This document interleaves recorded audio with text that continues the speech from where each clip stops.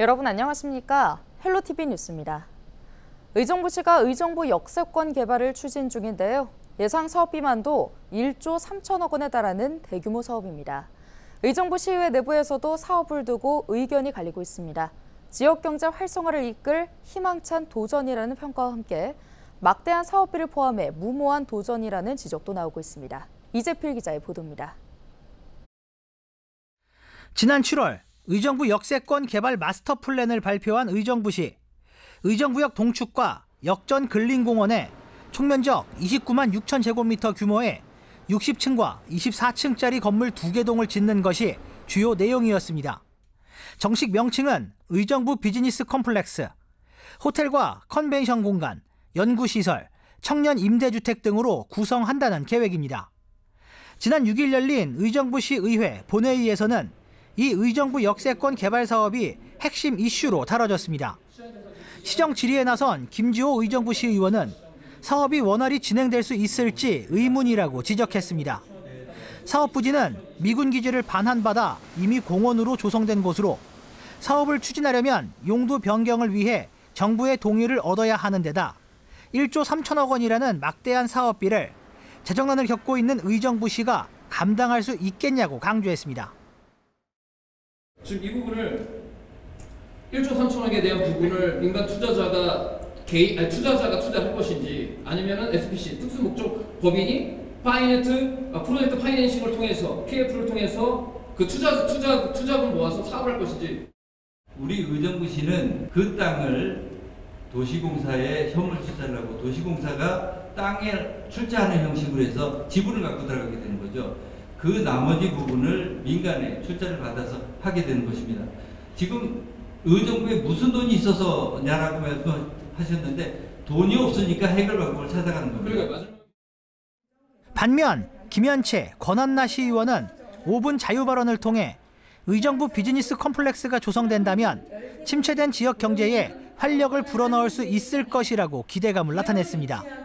시는 개발 사업으로 1조 5천억 원의 경제적 파급 효과와 약 10,000명의 취업 유발 효과가 발생할 것으로 기대하고 있습니다. 노후화된 의정부 역세권에 경기 북부를 대표하는 랜드마크를 조성하고 호텔, 컨벤션 등을 유치하여 의정부의 부족한 관광 산업을 확대하고자 하는 의정부시의 구상은 찾아오는 도시, 매력 있는 도시, 의정부를 위해 반드시 필요한 도전입니다. 기대와 우려가 교차하는 가운데 시의회는 의정부 비즈니스 컴플렉스 사업에 필요한 공간 재구조화 계획 수립 용역비 8억 원을 전액 삭감했습니다. 여야 의원들 간의 갈등 속에 이 사업이 순항할 수 있을지 시민들의 관심이 증폭되고 있습니다. 헬로티비 뉴스 이재필입니다. 지난 7일 오전 7시쯤 양주시 고읍동의 한 아파트 지하 1층 변압기에서 불이 났습니다. 이 불은 20여 분 만에 꺼졌는데요. 다행히 다친 사람은 없었지만 500여 세대의 전력 공급이 끊겨 2시간 20여 분 동안 주민들이 불편을 겪었습니다. 소방당국은 정확한 화재의 원인을 조사하고 있습니다. 앞서 지난 6일 밤에도 화재가 발생했습니다. 밤 11시 39분쯤 양주 백서급 비닐하우스에서 불이 났습니다. 인근 아파트에서 검은 연기를 발견하고 신고해 불은 비닐하우스 1개 동을 태우고 30여 분 만에 꺼졌습니다. 인명피해는 없었으며 소방당국은 정확한 화재 원인을 조사하고 있습니다. 의정부시는 오는 18일까지 추석 연휴를 전후로 환경오염 관련 시설에 대해 특별 단속과 감시 활동을 실시합니다. 주요 내용은 중점 감시 대상 사업장에 사전 자율 점검을 할 수 있게 하고 연휴 기간 대형 건설 공사 현장과 주변 하천 등 오염 의심 지역을 집중 단속합니다.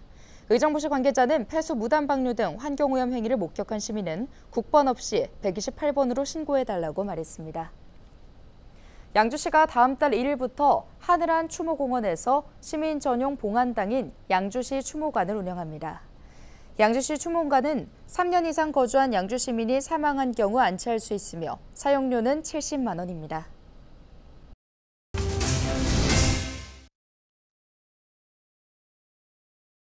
인천시가 오는 11일 부평구 옛 부평 미군기지인 캠프마켓 잔디운동장 등지에서 캠프마켓 반환 기념 행사를 엽니다. 이번 행사는 캠프마켓 모든 구역의 반환을 기념하기 위해 마련됐으며 제74회 인천 상륙작전 기념 주간 행사와 연계해 진행되는데요. 행사는 당일 오후 5시 인천 시립소년소녀합창단의 공연으로 시작되며 캠프마켓 반환 과정 설명 후 공원 조성과 관련한 시민 설명회도 이어질 예정입니다. 또 인천시 홍보대사인 트로트 가수 김수찬 등의 축하 공연도 함께 열립니다. 캠프마켓은 지난 1939년 일제 무기공장 조병창으로 문을 열었으며 1945년 해방 이후 미군 기지로 활용됐습니다. 2019년 군수물자 시설과 야구장 등 일부 부지가 먼저 반환됐고 지난해 12월 제빵공장과 창고 등 잔여구역의 반환도 마무리됐습니다. 시내 완전히 반환된 캠프마켓 부지 47.3만 제곱미터에 공원을 만드는 방안을 추진하고 있습니다. 인천 계양에서 강화를 연결하는 고속도로 사업에 속도가 붙을 것으로 보입니다. 인천시는 계양 강화고속도로의 마지막 구간인 709를 내년에 착공한다고 밝혔는데요. 계양 강화고속도로는 전체 길이 29.7km로 이 중 709는 김포 나들목과 강화 나들목을 잇는 구간 4.6km입니다. 그동안 4차례나 2차례 실패해 설계가 지연됐으나 최근 한국도로공사는 단독 입찰한 컨소시엄과 수의 계약으로 사업을 진행하기로 했습니다. 나머지 1에서 609의 설계는 지난 2022년부터 진행 중이며 올해 안에 마무리될 예정입니다. 고양 K컬처 밸리 사업 협약 해지를 둘러싼 경기도의회 여야의 대립으로 임시회가 파행하면서 민생사업 예산 심의와 산하기관장 인사청문회 등이 차질을 빚고 있습니다. 더불어민주당과 국민의힘은 이달 임시회 개회일인 2일부터 K컬처 밸리 사업 협약 해제와 관련한 행정사무조사 안건 처리를 두고 이견 끝에 대표의원 협상이 결렬되며 국민의힘은 지난 4일부터 의사일정 보이콧에 나섰는데요. 도의회 정당별 의원 수는 대부분 상임위원회가 민주당, 국민의힘 동수로 구성돼 어느 한 정당이 반대할 경우 안건 의결이 불가능합니다. 하지만 13개 상임위원회 가운데 여성가족평생교육위원회, 보건복지위원회, 교육행정위원회 등 일부 상임위원회는 국민의힘 의원들이 참석해 안건 처리가 이뤄지고 있습니다.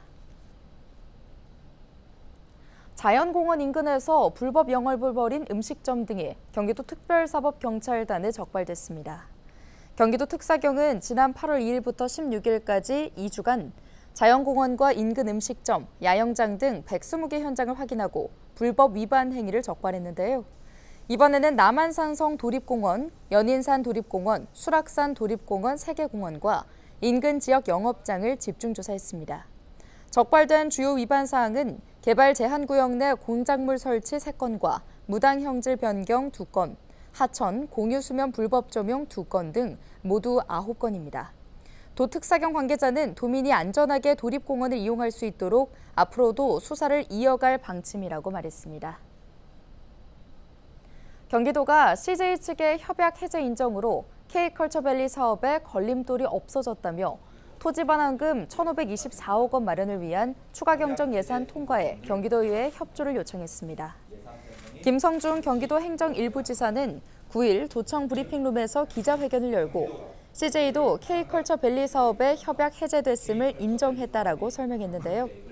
지난 5일 CJ 라이브시티는 경기도에 K컬처밸리 복합개발사업 기본협약 등 해제 통보의 건이라는 제목의 공문을 보냈습니다. CJ는 홈페이지를 통해 소송 진행 시 5년 이상이 소요될 것으로 예측되고 협약 무효의 소재기 없이 사업 정상화를 위해 경기도와 적극적인 협의를 할 것이라고 입장을 밝혔습니다. 김 부지사는 K컬처밸리 사업 원안 그대로 추진이 가능해졌다며 상업용지 반환금 예산 편성이 반드시 이루어져야 한다고 말했습니다. 김민호 경기도의회 여성가족평생교육위원회 부위원장이 유영철 경기도청 보건건강국장과 면담을 갖고 경기 북부 공공거점병원 설립 계획의 조속한 추진을 촉구했습니다.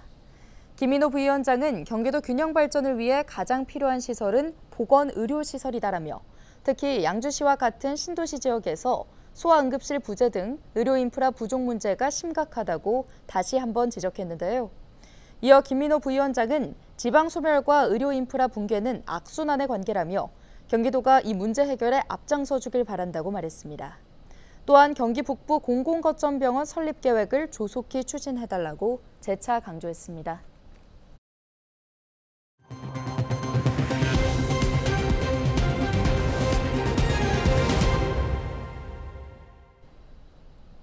서울시가 티몬 위메프 사태로 피해를 본 소상공인에 대한 지원을 확대하기로 했습니다. 서울시는 이커머스 입점 피해 회복 자금 대출 한도를 5천만 원에서 1억 5천만 원으로 늘리고 금리는 보증료 포함 3.5%에서 2.5%로 내렸는데요.